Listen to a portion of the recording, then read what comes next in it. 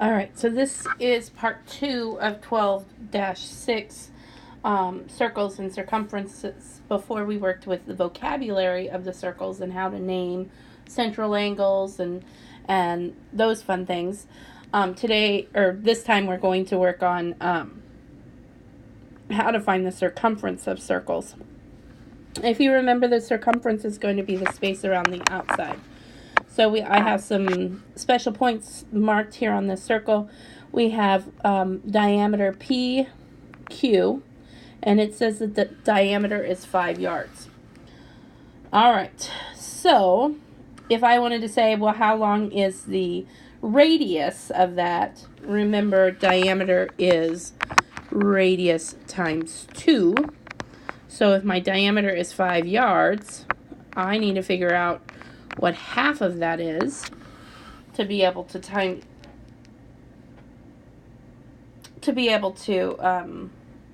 find what my radius is. Only if they ask for radius. If it said here like a radius XO 2.5 yards, I would times it by 2 to find my diameter. So when talking about circumference, we have to talk about this symbol right here. I don't know if you've ever seen the pi symbol, if I were to hand draw it like that. This is actually a visual representation of what the number is. It starts 3.141592653589799, and it keeps going forever and ever and ever. It never repeats itself, which is very interesting to a lot of our numbers. Usually we can say, oh, well, that's 4.7, or yeah, that it's able to represent as a fraction. So if I, put 3/10, I know that it's the same thing as 0.3. I can represent it like a fraction. But pi is never able to be represented as a fraction. So we always shorten it to be 3.14. And the reason that it never can be represented as a fraction this way is because it goes on forever and ever and ever and never repeats. There's no end to pi. In fact, here's another representation of what it looks like.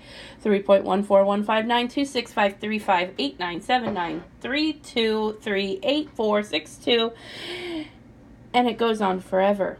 It never repeats itself. There's no pattern to it. The reason we have pi is because circles are round. And so when we were talking about like rectangles, we could say, oh, rectangles, it has corners and it's going to stop eventually.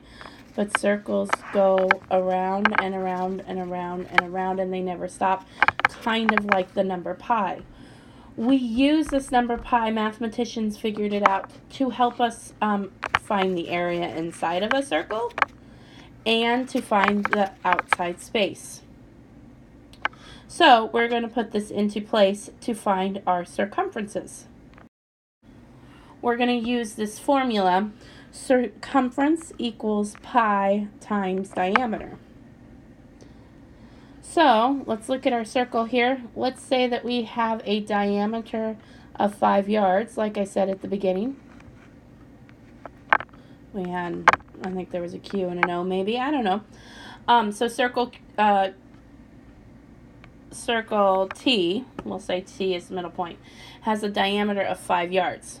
So to do this, we're going to take out that D and we're going to plug in a 5. Well, you say, well, what's that pi sign represent?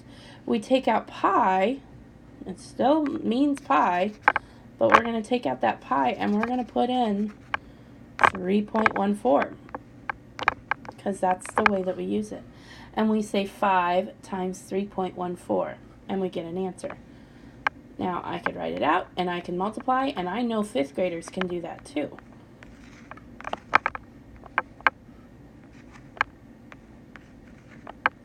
And we have 2 numbers behind the decimal, so it moves right there. And my answer is 15.7 yards. This is around the outside of the circle. If I were to estimate it, I would just say, okay, 5 times 3 is 15, so I should get something close to 15, and I just did. Let's say that we're asked to find circumference, so we have this formula for circumference, but they only give us the radius. They only tell us the radius is 3 feet. Well, we just found out that a radius is half of a diameter. So if we know from here to here is 3 feet, then there's going to be 3 feet over here, which means that our diameter is going to equal 6. So then, as my 8th grade math teacher said, we're going to plug and chug. So we're going to take away the pi sign, put 3.14, keep that 6 in there, that's our diameter, and we're going to math it up. Multiply, we know how to do this as 5th graders, 6 times 4.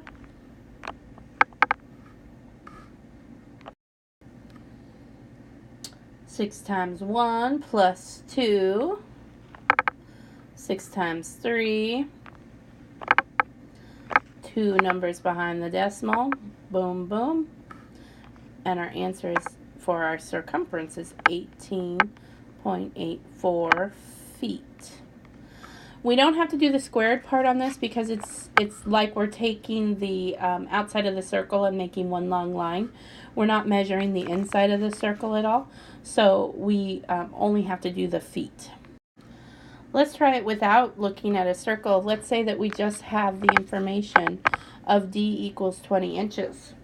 And we know the formula of circumference is pi times d. So, as my 8th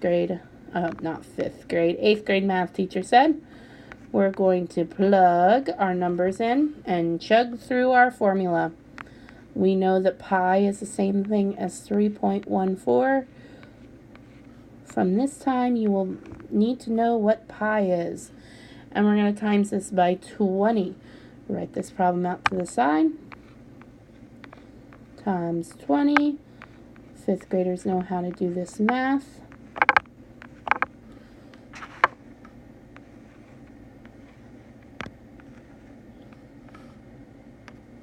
I did all my zeros first, and then I did 2 times 4 is 8.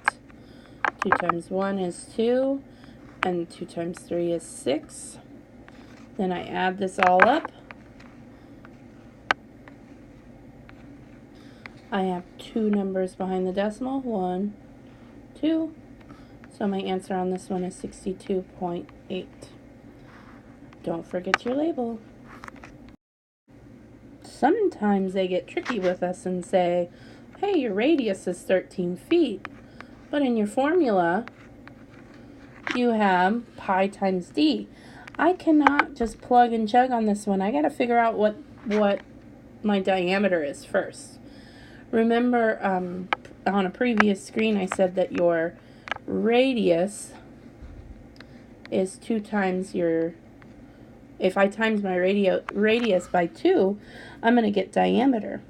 So if my radius is 13 feet, I times it by 2, and I'm going to get my diameter. Go ahead and times it by 2.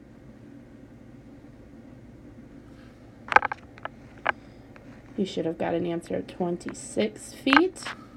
So now, as my 8th grade math teacher said, now we can plug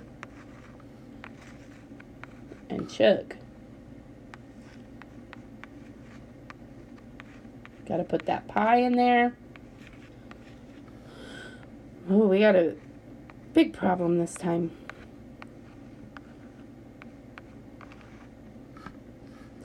Six times 4. 6 times 1 plus 2 more. 6 times 3. Done with my 6. Drop a 0. 2 times 4. 2 times 1. I already used that 2, so I don't need it anymore. 2 times 3. And then add them up.